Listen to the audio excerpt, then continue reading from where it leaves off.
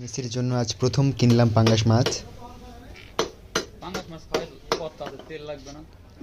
হ্যাঁ, আমাদের মেসে এর আগে পাঙ্গাস কখনো ওঠেনি, তো এবার দেখা যাক। আজ অলিভ রান্না করতে চেয়েছে পাঙ্গাস মাছের ভুনা। এটা 1 কেজি থেকে একটু বড় সাইজের পাঙ্গাস কিনলাম, 150 টাকা কেজি পড়লো।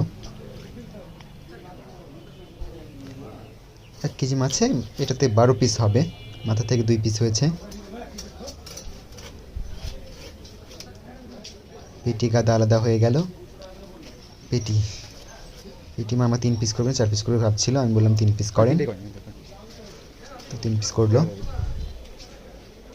5 পিস হয়ে গেল মাছ, গাদার থেকে 4 পিস বের হবে মনে হচ্ছে।